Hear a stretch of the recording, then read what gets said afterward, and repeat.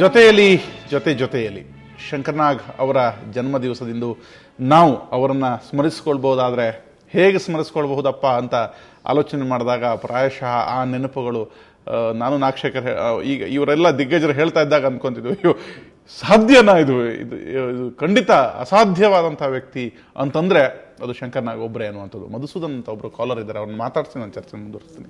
ಮಧುಸೂದನ್ ನಮಸ್ಕಾರ ಸರ್. ನಮಸ್ತೆ ಸರ್. ಏನು ಹೇಳ್ತೀರಿ ಶಂಕರ್ನಾಗ್ ಬಗ್ಗೆ?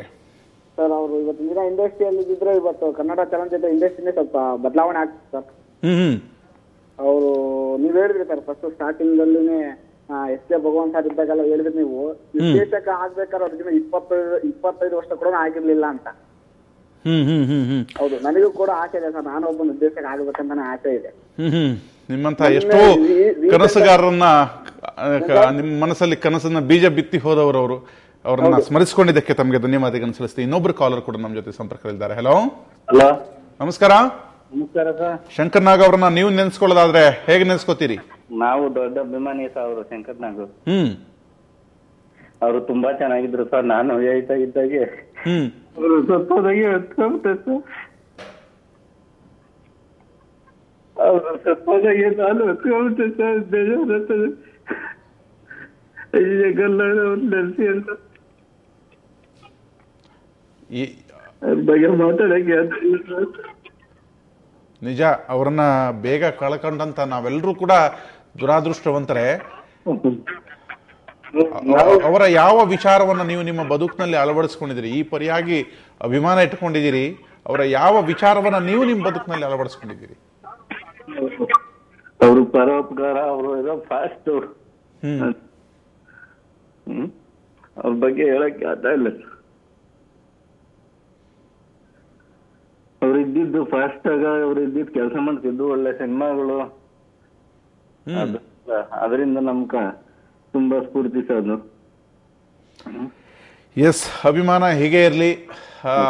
ಅವರ ಆ ಬದುಕಿನ ಕ್ರಿಯಾಶೀಲತೆಯನ್ನು ನಮ್ಮೆಲ್ಲ ಒಳಗಿಡಿಸ್ಕೊಂಡು ಅಳವಡಿಸ್ಕೊಂಡು ಅವರನ್ನ ಜೀವಂತವಾಗಿಡೋಣ ಅನ್ನುವಂಥದ್ದು. ಥ್ಯಾಂಕ್ ಯು ಕರೆ ಮಾಡಿದ್ದಕ್ಕೆ. ಹಾಗೆ ಇನ್ನೊಬ್ರು ಸೋಮನಾಥ್, ಬಸ್ ಕಂಡಕ್ಟರ್, ಇವರು ಕೂಡ ನಮ್ಮ ಜೊತೆ ಸಂಪರ್ಕದಲ್ಲಿದ್ದಾರೆ. ಸೋಮನಾಥ್ ಅವರ ನಮಸ್ಕಾರ. ಸರ್ ನಮಸ್ಕಾರ ಸರ್. ನಮ್ಮಂತ ಸಾಮಾನ್ಯ ವರ್ಗದ ನಾಯಕ ಶಂಕರ್ನಾಗ್, ಏನ್ ಹೇಳ್ತೀರಾ? ನಮಸ್ಕಾರ ಸರ್. ದಾವಣಗೆರೆಯಿಂದ KSRT ಕಂಡಕ್ಟರ್ ಸರ್. ಹೇಳಿ ಸೋಮನಾಥ್, ಕೇಳಿಸ್ತಾ ಇದೆ ಸರ್. ನನಗೆ ಆರಾಧ್ಯ ದೈವ ಸರ್ ಅದು. ನಾನು ಡ್ಯೂಟಿ ಮೇಲೆ ಹೋದ್ರೆ ಶಂಕರ್ನಾಗ್ ಅಂತಾನೆ ಕರೀತಾರೆ ನನಗೆ. ದಾಡಿ ಇರೋದೆಲ್ಲ ಅವತ್ತು ನೋಡ್ದಾಗಿಂದ ಅದು ಅದೇ ಸರ್. ಡ್ಯೂಟಿ ಮೇಲೆ ಹೊಟ್ಬಿಟ್ರೆ ಶಂಕರ್ನಾಗ್ ಬಂದ್ರು ಅಂತಾನೆ ಕರೀತಾರೆ. ನಿಜ. ಆದರೆ ಅವರ ವಿಶೇಷತೆ ಅಂದ್ರೆ ಅನುಕಂಪ ಮತ್ತು ಅವರ ಒಂದು ಆತಿಥ್ಯ ಇದೆಯಲ್ಲ ಸರ್, ಅದು ಪ್ರತಿಯೊಬ್ಬ ಮನುಷ್ಯನ ಮನಸ್ಸಲ್ಲಿ ಉಳಿಬೇಕು.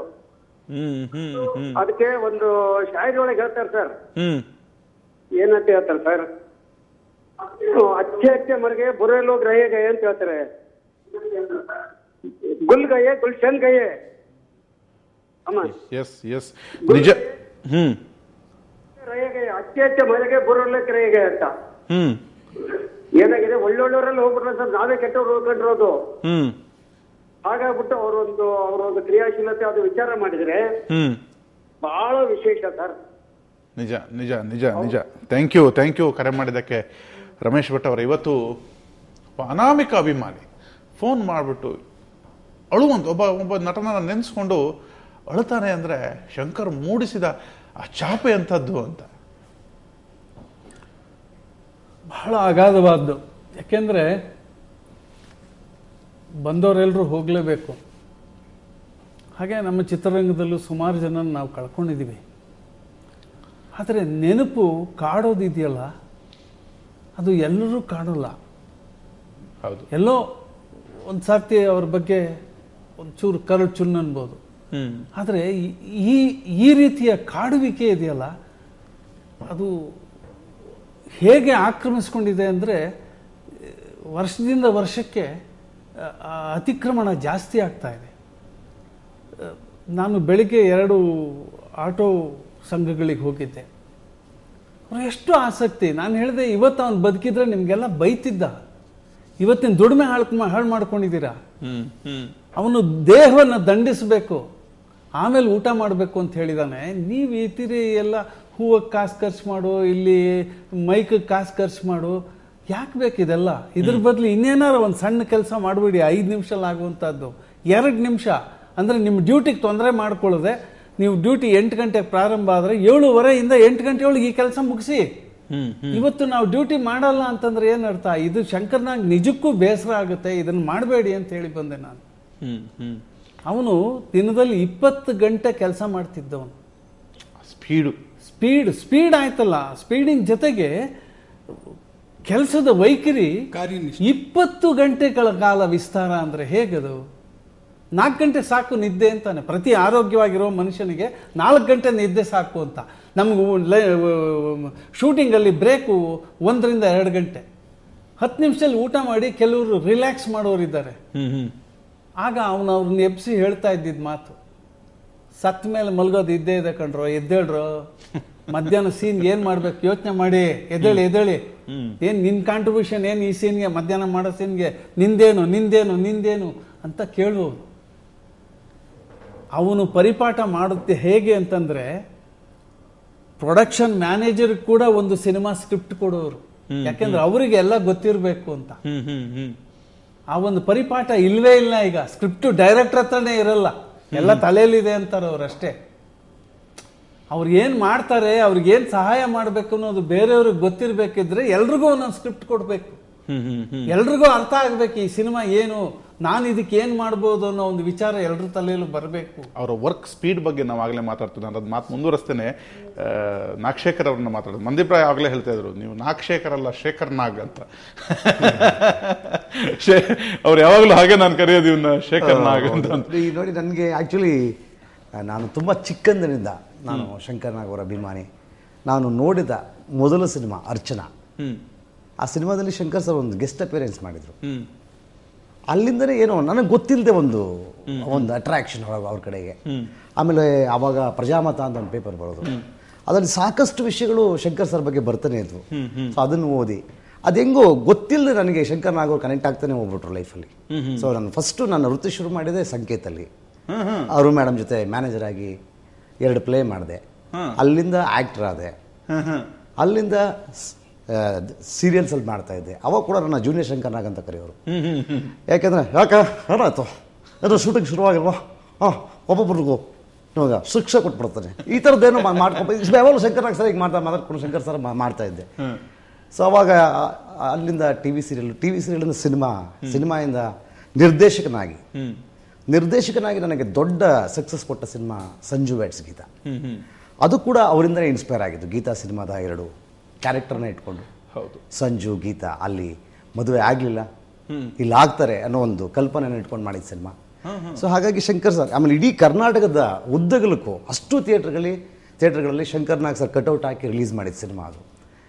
ಸೊ ಅಲ್ಲಿಂದ ನನಗೆ ಎಲ್ಲರೂ ಅದೇ ಏನು ನೆನೆಸ್ಕೋಬೇಕು ಅಂದರೆ, ಸೀರಿಯಲ್ ಮಾಡ್ತಾ ಇದ್ದಾಗ ಹೇಳ್ತಾ ಇದ್ರು ಮಂದೀಪ್ ಅವರು, ನೀನು ನಾಗಶೇಖರ್ ಅಲ್ಲ ಕಣೆಯ, ಶೇಖರ್ ನಾಗ್, ನೀನು ನೋಡಿದ್ರೆ ಒಂಥರ ಅವನ್ನೇ ನೆನಪಾಗುತ್ತೆ ಅಂತ. ಸೊ ಅಲ್ಲಿಂದ ಇದು ಗೊತ್ತಿಲ್ಲದೆ ನನಗೆ ಶಂಕರ್ ಸರ್ ಬಹಳ ದೊಡ್ಡ ಅಭಿಮಾನಿಯಾಗಿ ಇವತ್ತು ಕೂಡ ಎಲ್ಲ ಆಟೋ ರಿಕ್ಷಾ ಸ್ಟ್ಯಾಂಡ್ಗಳಲ್ಲಿ ನಾನು ಹೋದರೆ ಬೇರೆ ಶಂಕರ್ ನಾಗ್ ಸರ್ದು ಒಂದು ಯಾವುದೋ ಒಂದು ಚಾಪೋರ್ ಅಂಥದ್ದು ಒಂದು ರೆಸ್ಪೆಕ್ಟು. ಇವತ್ತು ಬೆಳಿಗ್ಗೆ ಸರಿಸುಮಾರು ಒಂದು 20 ಆಟೋ ಸ್ಟ್ಯಾಂಡ್ಗಳಿಗೆ ಹೋಗಿ ಕೇಕ್ ಕಟ್ ಮಾಡಿ ಬಂದಿದ್ದೀನಿ. ಸೊ ಶಂಕರ್ ಸರ್ ಬರ್ಡೇ ಅಂದರೆ ಆಲ್ಮೋಸ್ಟ್ ನನ್ನ ಬರ್ಡೇ ಆದಂಗೆ ಆಗ್ಬಿಡುತ್ತೆ ಅದು. ಸೊ ಅದು ನಿಜಕ್ಕೂ I am very grateful. Yes, ಒಬ್ಬ ನಿರ್ದೇಶಕನಾಗಿ ಶಂಕರ್ ಅವರಿಂದ ನೀವು ಅಡಾಪ್ಟ್ ಮಾಡ್ಕೊಳ್ಳೋದು ಏನು ಅಂತದನ್ನ ಪ್ರಶ್ನೆಗೆ ನಾನು ಆಮೇಲೆ ಉತ್ತರ ಕೇಳ್ತೀನಿ. ಆದರೆ ನಾನು ಈಗ ಬಯಸೋದು, ಸಾಕಷ್ಟು ವರ್ಷಗಳಿಂದ ಶಂಕರ್ ಅವರನ್ನ ನೀವು ಹೇಳಿದಾಗೆ ನಿಮ್ಮ ಆರಂಭದ ಕಾಲಘಟ್ಟದಲ್ಲಿ ಜೂನಿಯರ್ ಶಂಕರ್ ಅಂತಾನೆ ಗುರುತಿಸ್ಕೊಂಡ್ರು.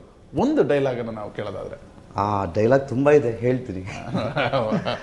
ಒಂದು ಈಗ ಶಂಕರ್ ಸರ್ ಇದ್ರೆ ಏನು ಹೇಳ್ತಿದ್ರು ಎಲ್ಲ, ಆ್ಯಕ್ಚುಲಿ ಅದನ್ನ ಕನ್ವರ್ಟ್ ಮಾಡಬೇಕು ಅಂದ್ಕೊಂಡೆ, ಅಷ್ಟರಲ್ಲಿ ರಮೇಶ್ ಭಟ್ ಸರ್ ಹೇಳ್ಬಿಟ್ರು, ನಾನು ಅವತ್ತು ನಮ್ಮಿಂದ ದೂರ ಹೋಗಿಲ್ಲ, ಎಲ್ಲ ಕರ್ನಾಟಕದ ಜನತೆಯ ಮನಸ್ಸಲ್ಲಿ ನಾನು ಯಾವತ್ತು ಗುರುತೇನೆ, ನಿಮ್ಮ ಪ್ರೀತಿ ವಿಶ್ವಾಸಕ್ಕೆ ನಾನು ಯಾವತ್ತು ಚಿರುಣಿ ಆಗಿರ್ತಾನೆ. ಎಲ್ಲರೂ ಕಷ್ಟಪಟ್ಟು ದುಡಿಯೋದನ್ನು ಕಲೀರಿ, ಕಷ್ಟಪಟ್ಟು ಜೀವನ ಮಾಡೋದನ್ನು ಕಲೀರಿ, ಈ ಮೋಸ ವಂಚನೆ ಬೇಡ ಅಂತ ಹೇಳಕ್ಕೆ ಸಾಗ್ಲೇನ ಸಿನಿಮಾ. ಆಮೇಲೆ ಮಜಾ ಅಂದ್ರೆ ಶಂಕರ್ ನಾಗ್ ಅವರ ಇಮಿಟೇಷನ್ ನ ಈ ರಾಜ್ಯದ ಸುಮಾರು 70% ಜನ ಮಾಡಬಲ್ರೇನು. ವಾಕಿಂಗ್ ಸ್ಟೈಲ್, ಆಮೇಲೆ ಇವತ್ತು ಯಾವುದೋ ಒಂದು ಆರ್ಟಿಕಲ್ ಓದ್ತಾ ಇದ್ದೆ, ಅವರ ಸ್ಟಂಟ್ಸ್ಗಳು ಹೇಗಿರ್ತಾ ಇತ್ತು ಅಂದ್ರೆ, ಅವರಿಗೆ ಸ್ಟಂಟ್ ಮಾಸ್ಟರ್ ಬೇಡ, ಒಬ್ಬ ಕೊರಿಯೋಗ್ರಾಫರ್ ಬೇಕು ಅಂತ. ಅಂದ್ರೆ ಆ ಒಂದು ಆಕ್ಷನ್ಸ್ ಎಲ್ಲ ಇತ್ತಲ್ಲ, ಆ ಒಂದು ಡಾನ್ಸ್ ಮಾಡ್ದಂಗೆ ಅದು ಜನರಿಗೆ ಇಷ್ಟ ಆಗ್ತಿತ್ತು ಅನ್ನುವಂಥದ್ದು. ಆಟೋ ಜನರ ಪ್ರೀತಿಯ ಬಗ್ಗೆ ಮಾತಾಡ್ತಿದ್ದು. ಕೇಳದೆ ನಿಮಗೀಗ ಈ ಹಾಡನ್ನ ಒಮ್ಮೆ ನಾವು ಸ್ವಲ್ಪ ಕೇಳ್ಕೊಂಡು ಮತ್ತೆ ಚರ್ಚೆ ಮುಂದುವರಿಸೋಣ. ಸಂಗೀತದಲ್ಲಿ ಆ ದೃಷ್ಟಿಕೋನದಲ್ಲಿ ನೋಡೋದಾದ್ರೆ ಕನ್ನಡ ಚಿತ್ರರಂಗಕ್ಕೆ ಯಾವತ್ತಿಗೂ ಕೂಡ ಒಂದು ಮೈಲಿಗಲ್ಲು ಸಿನಿಮಾ ಗೀತಾ. ಅದರ ಜೊತೆಗೆ ಸಿನಿಮಾ ಪ್ರೀತಿಯ ಜೊತೆಗೆ ಶಂಕರ್ನಾಗ್ ಹಲವಾರು ಕ್ಷೇತ್ರಗಳಲ್ಲಿ ಅಪಾರ ಆಸಕ್ತಿಯನ್ನು ಇಟ್ಕೊಂಡಿದ್ರು. ಅದ್ರ ಜೊತೆಗೆ ರಾಜಕಾರಣ ಕೂಡ ಒಂದು. ಅದ್ರ ಬಗ್ಗೆ ಅರುಂಧತಿನಾಗ್ ಮಾತಾಡಿದ್ದನ್ನು ನೋಡ್ಕೊಂಡು ಬರೋಣ. ಆಗ ನಮ್ಮ ಸಿಂಗಸಂದ್ರದಲ್ಲಿರೋ ಸರ್ಕಾರಿ ಶಾಲೆಯಲ್ಲಿ ಬೆಂಚ್ ಇರಲಿಲ್ಲ, ಮಕ್ಕಳು ನೆಲದ ಮೇಲೆ ಕೂತ್ಕೋತಾ ಇದ್ರು. So he provided the benches, black boards. ಆವಾಗ ನನಗೆ ಹೇಳ್ದ, ನನ್ನಂದೆ ಅವನಿಗೆ, ನೀನು ಯಾಕೆ ಪೊಲಿಟಿಕ್ಸ್ಗೆ ಹೋಗ್ತಾ ಇದೆಯಾ ಅಂದರೆ, ಈ ಸೆಡ್, ನಾನು ಒಬ್ಬನೇ ಎಷ್ಟು ಶಾಲೆಗಳಿಗೆ ನಾನು ಬೆಂಚ್ ಕೊಡಬಲ್ಲೆ, ಆದರೆ ನಾನು ಪಾಲಿಟಿಕ್ಸ್ಗೆ ಹೋದರೆ ಇಡೀ ಕರ್ನಾಟಕದಲ್ಲಿರೋ ಶಾಲೆಗಳಲ್ಲಿ ಬೆಂಚ್ ಹಾಕಬಲ್ಲೆ. That is the power of politics. Shankar ಬಗ್ಗೆ ನಾನು ಒಂದೇ ಹೇಳ್ತೀನಿ, he was not corrupt. Ramakrishna Hegde ಟೈಮಲ್ಲಿ ಅವನಿಗೆ ಒಂದಿಷ್ಟು ಕಾಸು ಕೊಟ್ಬಿಟ್ರು ಇಲೆಕ್ಷನ್ಗೆ ಖರ್ಚು ಮಾಡೋಕ್ಕೆ. ಕಾಸು ಮಿಕ್ಕಿತ್ತು, ಅದು ವಾಪಸ್ ಹೋಗ್ಬಿಟ್ಟು ಕೊಟ್ಟಿದ್ದಾನೆ ಇವನು. ಸೊ ಹೆಗ್ಡೆ ಸೆಡ್, ನನ್ನ ಇಷ್ಟು ಪೊಲಿಟಿಕಲ್ ಲೈಫಲ್ಲಿ ಫಸ್ಟ್ ಟೈಮ್ ನಾನು ನೋಡ್ತಾ ಇದ್ದೀನಿ ಕಾಸು ವಾಪಸ್ ಕೊಡ್ತಾ ಇರೋ ಜನನೂ ಇದ್ದಾರೆ ಅಂತ. ಇಷ್ಟು ಮಿಕ್ಕಿದೆ ಸರ್, ಇಷ್ಟು ಖರ್ಚಾಗಿದೆ, ಇಲ್ಲಿದೆ ಪಟ್ಟಿ, ಖರ್ಚು ಮಾಡಿರೋ ದುಡ್ಡು, ಇದು ವಾಪಸ್ ತಗೊಳ್ಳಿ. ಅವರ ರಾಜಕೀಯ ಬದುಕು ಅಂದ್ರೆ, ಆ ಕಾಲದಲ್ಲಿ ಒಬ್ಬ ಸಿನಿಮಾ ನಾಯಕ ನಟ ರಾಜಕೀಯವಾಗಿ ಬಹಿರಂಗವಾಗಿ ಗುರುತಿಸಿಕೊಂಡಿದ್ದು ಮತ್ತು ತೊಡಗಿಸಿಕೊಂಡಿದ್ದು ಒಂದು ಚರಿತ್ರಾರ್ಹವಾದಂಥ ನಿಲುವು. ಮತ್ತು ಅವರ ಆ ಕ್ಯಾಂಪೇನಿಂಗ್ ವೇಳಾಪಟ್ಟಿ ಕೂಡ ಒಂದು ಅಧ್ಯಯನಾರ್ಹವಾದಂಥದ್ದು ಅನ್ನುವಂಥ ಮಾತು ಕೂಡಿದೆ. ಅವರ ಪೊಲಿಟಿಕಲ್ ಲೈಫ್ ಬಗ್ಗೆ ರಮೇಶ್ವರ್ ಸರ್ ಹೇಳೋದಾದ್ರೆ, ಅವರು ಹೇಳ್ದಂಗೆ ಹೆಗ್ಡೆಯವ್ರ ಆಫೀಸಿಂದ ಹಣದ ಮೂಟೆಗಳನ್ನು ಎಲ್ಲೆಲ್ಲಿಗೆ ತಲುಪಿಸ್ಬೇಕು ಅದನ್ನೆಲ್ಲ ಕೆಲಸ ಮಾಡಿದವನು ನಾನೇ. ಜೊತೆಗೆ ಪೋಸ್ಟ್ರು, ಬ್ಯಾಡ್ಜ್ಗಳು ಅದೆಲ್ಲ ಕಲೆಕ್ಟ್ ಮಾಡಿ ಎಲ್ಲೆಲ್ಲಿಗೆ ತಲುಪಿಸ್ಬೇಕು ಎಲ್ಲ ನಾವು ಕೆಲಸಗಳು ಮಾಡಿದ್ವಿ. ಇಡೀ ಸಂಖ್ಯೆ ಟೀಮು ಕೆಲಸ ಮಾಡಿತ್ತು. ಅವನಿಗೆ ಪಟ್ಟ ಬಂದರೂ ಬೇಡ ಅಂದ. ಅವನಿಗೆ ಆಸಕ್ತಿ ಅಷ್ಟಿರಲಿಲ್ಲ, ಅವರ ಒಡನಾಟ ಅಷ್ಟಿತ್ತು. ಅವರ ವ್ಯಕ್ತಿತ್ವ ವಿಚಾರಧಾರೆಗಳನ್ನು ನಾವು ನೋಡಿದ್ರೆ ಒಬ್ಬ ಆಶ್ಚರ್ಯ ಅನಿಸುತ್ತೆ. ಒಂದು ಬಡವರಿಗೆ ಮನೆ, ಮೆಟ್ರೋ ರೈಲು, ರೋಪ್ ವೇ, ಇಟ್ಟಿಗೆ, ಇವೆಲ್ಲವೂ ಅವ್ರ ಕನಸುಗಳಾಗಿದ್ವು ಅನ್ನುವಂಥ. ಅದ್ರ ಜೊತೆಗೆ ರಂಗ, ಥಿಯೇಟರ್, ಆ ವರ್ಕ್ ಕೂಡ ಅಷ್ಟೇ. ಮನದೀಪ ಅವರೇ, ಅವರ ಇದು ಕ್ಯಾರೆಕ್ಟರ್ ಬಗ್ಗೆ ನಾವು ಮಾತಾಡ್ತಾ ಹೋದ್ರೆ, ಇಡೀ ಅಷ್ಟೂ ಚಿತ್ರಗಳಲ್ಲಿ ಹೊಡೆದಾಟ ಬಡದಾಟದಲ್ಲಿ ಕಾಣಿಸ್ಕೊಂಡಂತ ಶಂಕರ್ನಾಗ್ ಅವರು ನಿಜ ಜೀವನದಲ್ಲಿ ಒಬ್ರಿಗೂ ಕೈ ಮಾಡಿರ್ಲಿಲ್ಲ ಅಂತ. ಆಮೇಲೆ ಅನಂತ್ನಾಗ್ ಸಿನಿಮಾದಲ್ಲಿ ಹೊಡೆದಾಟದ ಚಿತ್ರ ದೃಶ್ಯಗಳಲ್ಲಿ ಕಾಣಿಸ್ಕೊಂಡಿದ್ದು ಕಡಿಮೆ, ಸಾಫ್ಟ್ ಕ್ಯಾರೆಕ್ಟರ್, ಬಟ್ ಅವ್ರಿಗೆ ಸ್ವಲ್ಪ ಸಿಟ್ಟಿತ್ತು ಅಂತ. ಅದು ಅನಂತ್ನಾಗ್ಗೆ ಇರೋ ಬುದ್ಧಿ ಅವನಿಗಿರ್ಲಿಲ್ಲ, ಅವನಿಗಿರೋದು ಅನಂತ್ನಾಗ್ಗೆ ಇರಲಿಲ್ಲ. ಅನಂತ್ನಾಗ್ ಏನಾದ್ರೂ ವೈಲೆಂಟ್ ಏನಾದ್ರೂ ಇದ್ರೆ ಅವನು ಫಸ್ಟು. ಯಾರಿಗಾದ್ರೂ ಹೊಡಿಬೇಕು ಅಂದ್ರೆ ಅನಂತ್ ಏಯ್ ಬೇಗ ಸಿಟ್ಟು ಬರೋರು ವ್ಯಕ್ತಿ ಅನಂತ. ಆದರೆ ಸಿನಿಮಾದಲ್ಲಿ ಫೈಟ್ ಬೀಟ್ ಅಂದ್ರೆ ನನಗೆ ಬೇಡ ಅನ್ನೋ, ಸಾಂಗ್ ಡ್ಯಾನ್ಸ್ ಮಾಡಬೇಕು ನನಗೆ ಬೇಡ ಅನ್ನೋ. ಶಂಕರ್ ಉಲ್ಟಾ, ಜೀವನದಲ್ಲಿ ಯಾರಿಗೆ ಹೊಡೆದಿಲ್ಲ ನನಗೆ ಗೊತ್ತಿದ್ದ ಪ್ರಕಾರ, ಯಾರ ಹತ್ರ ಜಗಳ ಮಾಡ್ಕೊಳ್ಳಿಲ್ಲ. ಅವನು ಜೋರಾಗಿ ಯಾರಿಗೆ ಬೈದಿದ್ದು ನಾನು ಅಂತ, ನಾವು ಈ 3 ಜನ ಇದ್ದೀವಲ್ಲ, ಯಾರಾದ್ರೆ ಹೇಳಿ ಶಂಕರ್ ಜಗಳ ಮಾಡಿದ್ದಾನೆ ಇವನ ಜೊತೆಲಿ ಅಥವಾ ಅವನಿಗೆ ಹೊಡಿಯೋಕೆ ಹೋಗಿದ್ದಾನಂತ, ಹೊಡ್ತಾ ಮಾಡೋರಿಗೆ ಸೆಪ್ರೇಟ್ ಮಾಡಿಬಿಡೋನು ಅಂತ ವೃತ್ತಿ ಅವನಿಗೆ. ನಾನು ಚಿಕ್ಕ ವಯಸ್ಸಿಂದ ನೋಡ್ತಾ ಇದ್ದಿದ್ದಕ್ಕೆ ನನಗೆ ಏನು ಒಂದು ವಿಷಯ ಗೊತ್ತು ಅಂದರೆ, ವೈಲೆನ್ಸ್ ಅನ್ನೋದೇ ಅವನಿಗೆ ಗೊತ್ತಿರಲಿಲ್ಲ. ನಾನು ಅವನಿಗೆ ಒಂದ್ಸಲ ಕೇಳಿದೆ, ಏನಯ್ಯ ನಿನ್ಗೆ ಕರಾಟೆ ಕಿಂಗ್ ಅಂತಾರೆ, ನೀನ್ ಜೀವನದಲ್ಲಿ ಕರಾಟೆನೇ ಆಡ್ಲಿಲ್ವಲ್ಲೋ ಚಿಕ್ಕ ವಯಸ್ಸಲ್ಲಿ ಅಂತ. ಇಲ್ವೇ ಇಲ್ಲ. ಈಗ ಹೇಗೆ ಅಂದ್ರೆ ಏನ್ ಮಾಡೋದು ವೃತ್ತಿ ಜನರಿಗೆ. ನಾನು ಮ್ಯಾಟಡೋರ್ ವ್ಯಾನ್ ಇತ್ತು, ಆ ವ್ಯಾನ್ ಅಲ್ಲಿ ಅವನು ಆಫೀಸ್ ಮಾಡಿದ್ದ. ಬರೀ ಆಫೀಸ್ ಅಲ್ಲ, ಅವನಿಗೆ ಟೀ ಬಹಳ ಇಷ್ಟ. ಟೀ ಚಾರ್ಜ್ ಬಹುಶಃ ಅದೇ ಅವನಿಗೆ ಎನರ್ಜಿ ಕೊಡ್ತಾ ಇತ್ತು ಅಂತ ಕಾಣುತ್ತೆ. ಟೀ ಅವನು ದಿವಸಕ್ಕೆ ಎಷ್ಟು ಟೈಮ್ ಕುಡಿತಾ ಇದ್ದ ಗೊತ್ತಿಲ್ಲ. ಬಟ್ ಈ ಕಪ್ಪು ಅವನ ಕೈಲಿ ಯಾವತ್ತು ನೋಡಿ ಸ್ವಾಮಿ, ನಾವಿರೋದು ಹೀಗೆ ಬಕೆಟ್ ಅಲ್ಲಿ ಅಲ್ಲ. ನಾಟ್ ಓನ್ಲಿ ದಟ್, ಬಟ್ ಅವನು ಪ್ರೊಡಕ್ಷನ್ ಬಾಯ್ಸ್ಗೆ ಏನ್ ಮರ್ಯಾದೆ, ಏನ್ ಪ್ರೀತಿಯಿಂದ ಕರೆಯೋನಂದ್ರೆ, ಅಲ್ಲ ಒಂದ್ ಟೀ ಸಿಗತ್ತಾ ಅನ್ನೋನು, 3 ಟೀ ಬಂದ್ಬಿಡೋರು. ಅಷ್ಟು ಅವರಿಗೆ ಖುಷಿ ಶಂಕರ್ಗೆ ಟೀ ಕೊಡಕ್ಕೆ ಅಂತ, ಅಷ್ಟು ಆತರ ಇತ್ತು ಅವರಿಗೆ ಪ್ರೀತಿ. ದುಡ್ಡು ಕೊಟ್ಟು ಪ್ರೀತಿ ಗಳಿಸಕ್ ಆಗಲ್ಲ. ಇಲ್ಲ ಅಂದ್ರೆ ದುಡ್ಡಿರೋರು ಎಲ್ಲರೂ ಪ್ರೀತಿ ಕಳಿಸ್ತಾ ಇದ್ರು. ಬಟ್ ಗಳಿಸಕ್ ಬೇಕು ಅಂದ್ರೆ ಆ ನೀತಿ, ಆ ವೃತ್ತಿ ಗಳಿಸ್ಕೊಳ್ಳುವಂಥದ್ದು. ನೀವು ಆಗ್ಲೇ ಹೇಳ್ತಾ ಇದ್ರಿ ಬ್ರಹ್ಮನ ಒಂದು ವಿಶೇಷ ಸೃಷ್ಟಿ ಶಂಕರ್ನಾಗ, ಅದಕ್ಕೆ ಪೂರಕವಾದಂತಹ ಹಲವಾರು ನನಗೆ ಗೊತ್ತಿದ್ದ ಪ್ರಕಾರ ಬಹುಶಃ ದೇವರು ಈ ತರ ಒಂದು ವ್ಯಕ್ತಿತ್ವ ನಿರ್ಮಾಣ ಮಾಡಿದ್ರೆ ಏನಾಗಬಹುದು ಅಂತ ಶಂಕರ್ನಾಗ್ನ ನಿರ್ಮಾಣ ಮಾಡಿರ್ಬೋದು. ಅದನ್ನ ಮಾಡಿದ್ಮೇಲೆ ಅವನು ಸ್ಪೀಡ್ ಬೀಡ್ ನೋಡಿ ಬ್ರಹ್ಮ ಬಹುಶಃ ಹೆದರ್ಬಿಟ್ಟ. ಈ ತರ ಮಾಡಿದ್ರೆ ಜನ ನನ್ನನ್ನ ನಾಳೆ ಓವರ್ಟೇಕ್ ಮಾಡಿಬಿಡ್ತಾರೆ, ಬೇಡ ಅಂತ ಹೇಳಿ ಅಲ್ಲೇ ನಿಲ್ಲಿಸ್ಬಿಟ್ಟ. He stop creating people like Shankar Nag. Brahma ಹೆದರ್ಕೊಂಡು ಶಂಕರ್ನಾಗ್ ತರ ಇನ್ನೊಂದು ವ್ಯಕ್ತಿ ಮಾಡೋದು ಬೇಡ ಅಂತ ನಿಲ್ಲಿಸ್ಬಿಟ್ಟಿದ್ದಾರೆ. ಯಾಕಂದ್ರೆ ಬ್ರಹ್ಮನ್ಗೆ ಏನ್ ಭಯ ಅಂತ, ಈ ತರ ವೃತ್ತಿ ನಾಳೆ ಏನೇನೋ ಆಗ್ಬೋದು, ದೇವರಿಗೆ ಮರಿಬಹುದು ಜನ. ಒಬ್ಬ ನಿರ್ದೇಶಕನಾಗಿ ಇದನ್ನೆಲ್ಲ ಕೇಳ್ತಾ ಇದ್ರೆ ಬಹಳ ಅಚ್ಚರಿ ಅನ್ಸುತ್ತೆ. ನಿಜವಾಗ್ಲೂ ಬಹಳ ವಿಶೇಷವಾದ ವ್ಯಕ್ತಿ ಶಂಕರ್ ಸರ್ ಅನ್ಸುತ್ತೆ. ನಿಜವಾಗ್ಲೂ ಸರ್ ಒಂದು ಹೆಂಗಾಗುತ್ತೆ ಅಂದರೆ 2 ಕೈಯಲ್ಲಿ 2 ವಿಷಯ ಬರೆಯೋದಿಲ್ಲ. ಇಟ್ ಇಸ್ ರಿಯಲಿ, ನಾನು ಕೇಳಿರಲಿಲ್ಲ, ಭಾಳ ವಂಡರ್ಫುಲ್. ಯಾಕೆಂದರೆ ನಿರ್ದೇಶಕನಾಗಿ ಅವರಿಂದ ಅಡಾಪ್ಟ್ ಮಾಡ್ಕೊಳ್ಳೋದು ಏನು ಅಡಾಪ್ಟ್ ಮಾಡ್ಕೊಳ್ಳೋದು ತುಂಬ ಇದೆ ಸರ್. ನಾನು ಆ್ಯಕ್ಚುಲಿ ನಿರ್ದೇಶನವನ್ನು ಯಾರ ಹತ್ರನೂ ಅಸ್ಟೆಂಟ್ ಆಗಿ ಕಲ್ತನಲ್ಲ. ನಾನು ಕಲ್ತಿದ್ದು ಶಂಕರ್ ಸರ್ ಮಾಲ್ಗುಡಿ ಡೇಸ್ ನೋಡಿ ಹೆಚ್ಚಾಗಿ. ಆ ಮಾಲ್ಗುಡಿ ಡೇಸ್ನ ಕಂಪೋಸಿಷನ್, ಕ್ಯಾಮ್ರಾ ಕಂಪೋಸಿಷನ್ಸ್ ಇವತ್ತು ಬಹುತೇಕ ನಿರ್ದೇಶಕರು ಮಾಡೋಕ್ಕಾಗಲ್ಲ, ನನ್ನ ಕೈಲೂ ಮಾಡೋಕ್ಕಾಗೋದಿಲ್ಲ. ಆ ಥರದ್ದು ಒಂದು ಕಂಪೋಸಿಷನ್ಸ್ ಇನ್ನೂ ಅಲ್ಲಿದೆ. ಅದನ್ನು ಆ ಶಾರ್ಟ್ನ ಹೆಂಗೆ ತೆಗೆದ್ರು ಅಂತ ಯೋಚನೆ ಮಾಡಿದ್ದು. ಎಲ್ಲರನ್ನು ಪ್ರೀತಿಸ್ತಾ ಇದ್ದ ಸರ್, ಪ್ರೀತಿಯಿಂದಾನೇ ನಮ್ಮೆಲ್ಲರನ್ನು ಗೆದ್ದಿದ್ದು. ಅವನದೊಂದು ಸಂಘಟನೆ ಶಕ್ತಿ ಇದೆಯಲ್ಲ, ಅದು ಅವನಿಗೆ ಪ್ರೀತಿಸೋ ಕ್ವಾಲಿಟಿ ಇದ್ದಿದ್ದರಿಂದ ಅವನನ್ನು ಎಲ್ಲರೂ ನೆನೆಸ್ಕೊಳ್ಳೋಕೆ ಸಾಧ್ಯ ಆಗಿರೋದು. ಒಬ್ಬರನ್ನ ಒಬ್ಬರು ಪ್ರೀತಿಸೋವಂಥದ್ದು. ಅದು ಯಾವ ರೀತಿ ಪ್ರೀತಿಸ್ತಾನೆ ಅಂತಂದರೆ, ಒಂದು ಸಣ್ಣ ಉದಾಹರಣೆ, ಜನ್ಮದ ಅನುಬಂಧ ಮಾಡಬೇಕಿದ್ರೆ ಎಲೆಕ್ಟ್ರಿಕ್ ಪೋಲು ಅದು ಯಾವುದು ಇಲ್ಲದೆ, ಅದು ರೀಇನ್ಕಾರ್ನೇಷನ್ ಬಗ್ಗೆ ಇದ್ದಂಥ ಸಿನಿಮಾ. ಒಂದು ಹಳೆಯದು, ಒಂದು ಪ್ರೆಸೆಂಟ್. ಆ ಹಳೆಯ ಒಂದು ದೃಶ್ಯಗಳು ಚಿತ್ರೀಕರಣಕ್ಕೆ ಒಂದು ಸೋಸ್ಲೆ ಅಂತ ಒಂದು ಊರು. ಅದನ್ನು ನೋಡೋಕೆ ಹೋದಾಗ ನನ್ನ ಮಗ ಪುಟ್ಟೋನು 1.5 ವರ್ಷ, ಅವನಿಗೆ ಡ್ರೈವಿಂಗ್ ಹುಚ್ಚು, ಅವನು ವಾಚು ಹುಚ್ಚು. ಸೊ ತಕ್ಷಣ ಅವ್ರ ಕೈಲಿದ್ದಿದ್ದು ವಾಚ್ ತೆಗೆದು ಕಟ್ಟಿಬಿಟ್ರು. ಅಲ್ಲಿಂದ ಮುಂದೆ ಹೋದ್ವಿ, ಲೊಕೇಶನ್ ನೋಡಿದ್ವಿ. ಅಲ್ಲಿ ಯಾರೋ ವಯಸ್ಸಾದವ್ರು ಬಂದರು. ಅವ್ರು ಏನಕ್ಕೆ ಬಂದಿದ್ದೀರಾ ಇಲ್ಲಿ ಅಂತೆಲ್ಲ ವಿಚಾರಣೆ ಮಾಡ್ತಿದ್ರು. ಸೊ ಅವ್ರ ಬಗ್ಗೆ ಮಾತಾಡ್ತಾ, ಅವ್ರ ಹತ್ರ ಮಾತಾಡ್ತಾ ಅವ್ರು ಕಾರ್ ತೆಗೆದ್ರು, ಕಾರು ಡಿಕ್ಕಿ ತೆಗೆದ್ರು, ಅದರಲ್ಲಿ ಒಂದು ಶಾಲ್ ತೆಗೆದ್ರು. ತುಂಬ ಚಳಿ, ನೀವು ಯಾಕೆ ಓಡಾಡ್ತೀರಾ, ನಿಮಗೆ ನೋಡಿ ಮಾತಾಡೋಕ್ಕೆ ಆಗ್ತಾಯಿಲ್ಲ, ಇದು ಹೊದ್ಕೊಳ್ಳಿ ಬೆಚ್ಚಗಿರುತ್ತೆ ಅಂತ ಅದು ಕೊಟ್ಟರು. ಇವ್ರು ಶಾಲ್ ಕೊಟ್ಟ ತಕ್ಷಣ ಇವನೇನೇನು ಕೊಡೋಕೆ ಬಂದಿದ್ದಾನೆ ಅಂತ ಇನ್ನೊಂದಷ್ಟು ಜನ ಬಂದರು. ಒಬ್ರಿಗೆ ಜಾಕೆಟ್ ಕೊಟ್ಟ, ಶರ್ಟ್ ಬಿಚ್ಚಲೇನೋ ಇನ್ನೇನು ಇಲ್ಲ ಅಂತ. ನಾವೇನಪ್ಪ, ನಾವೊಂದು ಬರೀ ಶರ್ಟ್ ಬಿಟ್ರೆ ಇನ್ನೇನಿಲ್ಲ, ನಾವೇನು ಕೊಡೋಕ್ಕಾಗ ಅಂತ ಒಂದು ಮಾನವೀಯ ಮೌಲ್ಯ ಇದ್ದಿದ್ವು. ಅಂದರೆ ಪ್ರೀತಿಸೋದಕ್ಕೆ ಏನ್ರಿಂದ ಪ್ರೀತಿಸೋದು, ಬರೀ ಮಾತಿಂದ ಅಲ್ಲ, ಇರೋದನ್ನ ಹಂಚ್ಕೊಳ್ಳೋದಿದೆಯಲ್ಲ, ಅದು ಒಂದು ದೊಡ್ಡ ವಿಶೇಷವಾದ ಗುಣ.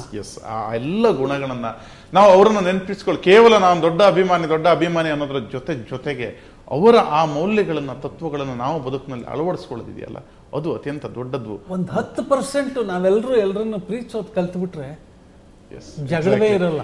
ಹಲವಾರು ನೆನಪುಗಳಿದೆ, ಇನ್ನಷ್ಟು ಹಂಚ್ಕೋಬಹುದಿತ್ತು. ಆದರೆ ಸುಮಾರು 3.5 ಗಂಟೆಗಳ ಕಾಲ ನಿರಂತರವಾಗಿ ಇವತ್ತು ಶಂಕರ್ನಾಗ್ ಅವರ ನೆನಪನ್ನ, ಪ್ರಾಯಶಃ ಒಂದು ಸುದ್ದಿ ಮಾಧ್ಯಮ ಇದೇ ಮೊದಲ ಬಾರಿಗೆ 3.5 ಗಂಟೆಗಳ ಕಾಲ ನಿರಂತರವಾಗಿ ಶಂಕರ್ನಾಗ್ ಅವರನ್ನ ಸ್ಮರಿಸಿಕೊಂಡಿದ್ದೀವಿ. ಇನ್ನಷ್ಟು ವಿಚಾರಗಳಿದೆ, ಇನ್ನೊಮ್ಮೆ ಅದನ್ನ ಹಂಚ್ಕೊಳ್ಳೋಣ. ಚರ್ಚೆಗೆ ಹೋಗೋದ್ ಮುಂಚೆ ಒಂದು ಮಾತು ಈ ವೇದಿಕೆ ಮೂಲಕ ನಾನು ಹೇಳಬೇಕು ಅಂತ ಇದ್ದೆ.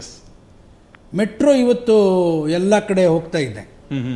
ಬಟ್ ಇಡೀ ಪ್ರಪಂಚಕ್ಕೆ, ಅಂದರೆ ಕರ್ನಾಟಕದಲ್ಲಿ ಇರೋರು ಎಲ್ರಿಗೂ ಮೆಟ್ರೋಗೆ ಕಾರಣ ಶಂಕರ್ ಅಂತ ಗೊತ್ತು. ಹೌದು ಹೌದು. ಸೊ ಸರ್ಕಾರ ಇದು ಏನಾದ್ರೂ ನೋಡ್ತಾ ಇದ್ರೆ ಒಂದು ಮೆಟ್ರೋ ಸ್ಟೇಷನ್ಗೆ, ಒಂದು ಮೆಟ್ರೋ ಸ್ಟೇಷನ್ಗೆ ಜಂಕ್ಷನ್ ಇದೆ, ಜಂಕ್ಷನ್ ಇರೋ ತರ ಸ್ಟೇಷನ್, ಜಂಕ್ಷನ್ಗೆ ಶಂಕರ್ನಾಗ್ ಹೆಸರಿಡಬೇಕು ಅನ್ನೋದು ನಮ್ಮೆಲ್ಲರ ಬಯಕೆ. ನಮ್ಮ ಎಲ್ಲ ಕಡೆ ನೀವು ಸಿನಿಮಾದವ್ರು ಮಾತ್ರ ಅಲ್ಲ, ಯಾರಿಗ್ ಬೇಕಾದ್ರೆ ಕೇಳಿ, ಖಂಡಿತ ಎಲ್ರಿಗೂ ಗೊತ್ತು. ಈ ಮನವಿಯನ್ನ ಸಾಧ್ಯ ಆದಷ್ಟು ಮಟ್ಟಿಗೆ ಅದಕ್ಕೆ ಸಂಬಂಧಪಟ್ಟವರಿಗೆ ತಲುಪಿಸುವ ಜವಾಬ್ದಾರಿಯನ್ನ ನಾವು ತೆಗೆದುಕೊಳ್ತೇವೆ ಅಂತ ಆ ಒಂದು ನೆನಪು ಬರಲಿ ಅನ್ನುವಂಥ ಆಶಯ. Thank you. ಎಲ್ಲರಿಗೂ ಕೂಡ ಧನ್ಯವಾದಗಳನ್ನು ಸಲ್ಲಿಸ್ತೇವೆ. ನಿತ್ಯ ನಿರಂತರವಾದಂತಹ ಶಂಕರ್ನಾಗ್ ಅವರ ನೆನಪು ಅಭಿಮಾನಿಗಳ ಹೃದಯದಲ್ಲಿ ಹೀಗೇ ಸಾಗಲಿ ಅಂತ ಹೇಳ್ತಾ ಈ ವಿಶೇಷ ಕಾರ್ಯಕ್ರಮವನ್ನು ಮುಗಿಸ್ತೀವಿ. ನೇರ ದಿಟ್ಟ ನಿರಂತರ ಸುದ್ದಿಗಾಗಿ ನೋಡ್ತಾ ಇರಿ ಸುವರ್ಣ ನ್ಯೂಸ್.